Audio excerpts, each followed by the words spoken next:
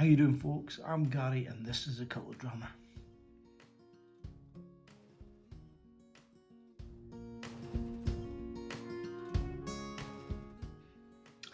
Welcome back, dram fans, to another wee episode here in the dining room of a Colour Drama. First time you've popped onto the channel, and after you've watched this and you've looked through some of the other content, please give the old subscribe button a wee slap. Hit the notification bell and give us a thumbs up. And if you've got any questions, please stick them into the comments down below, and I'll have a wee read through them, try and get an answer back to you. Okay then, what I've decided to grab this time is a wee sample from Glen Scotia. Now we'll get this one in the glass and have a wee chat. Now this particular one is Glen Scotia Victoriana. The sample was sent to me by the brand ambassador there, Gary Mills, so thank you for that. Victoriana is a non-age statement whisky coming out of Glen Scotia, which, as anyone really into whisky will know, is down on the Campbelltown Peninsula. It's a very sort of cult following distillery. It's in the same stable as Loch Lomond whiskies and very popular. Victoriana as a dram, it is one of these ones that comes out every now and then in different batches, and depending on which batch you get, there is some slight deviation in the sort of details within the likes of the alcohol, etc. within it. And so I'm going to actually read this one here just so I got it right. This particular batch is a 54.2% ABV. It has bourbon cask maturation. It's had a finish with Pedro Jimenez sherry casks, and it's also had a bit of finishing in deep charred oak barrels. So there's a wee bit of a play around there with the different maturations in it.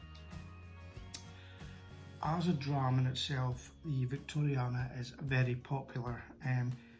The distillery in itself can have a bit of a cult following, but even this dram, the Victoriana in itself, can have a bit of a cult-like following in it. People really like this dram. So much so that this year alone, 2022, it was voted the best non-age statement whisky in the world at the San Francisco Whisky Awards. That's quite a big thing within the whisky. Yeah, so let's see, what does it say? Best non-age Scotch Whisky Awards 2022. So, a lot of people think it's pretty decent. Let's have a wee sniff, see what it's like.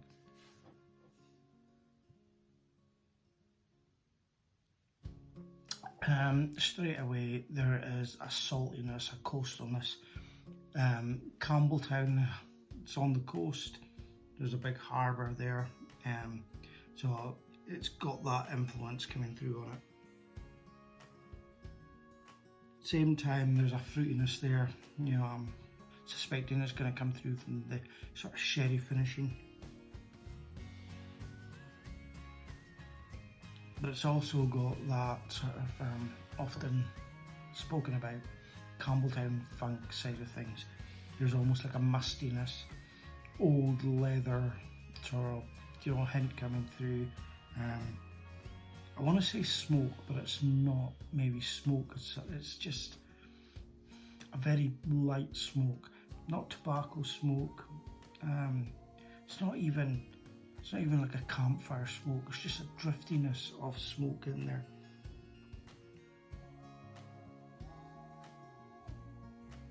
Perhaps apples, orchard fruits as well.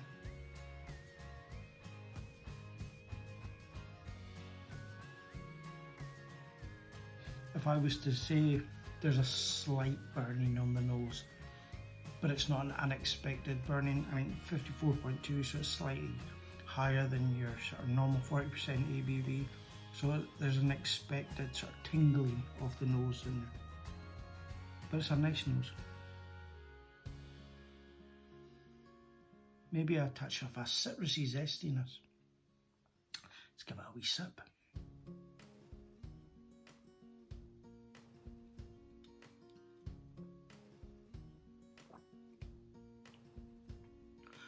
My first impression was almost like a warmth on the tongue, in the mouth, a nice warmth. Almost, for daftness sake, it was like taking your first sip of a hot chocolate kind of warmth. It was nice, it was welcoming, it was it was like a bit of a hug, cuddle.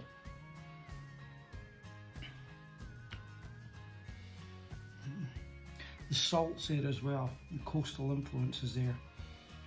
Maybe a salted caramel more than a hot chocolate. Maybe, I think you get these ones, don't you, when it's like you know, those sachets of hot chocolate, but they get in flavour and you get a salted caramel style. And there's almost like that salted caramel there. Vanillas as well.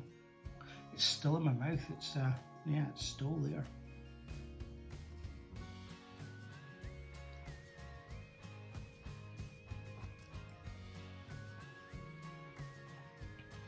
Slight aniseed. It's got a fantastic finish to it. There's nothing harsh about the finish, but it makes you want more and it stays with you. For me, there's a very long finish. A little bit of air coming in there, and it doesn't do anything harsh to it. If anything, it sort of makes it a little bit more comforting than it already was.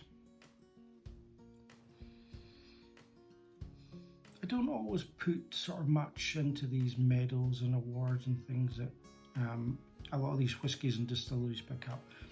Quite often, a lot of these distilleries or companies, organisations, they actually pay to enter the competitions.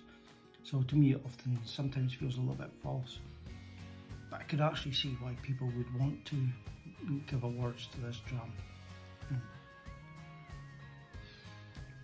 Let's go in for another wee. There's still some in the glass. Have another wee sip.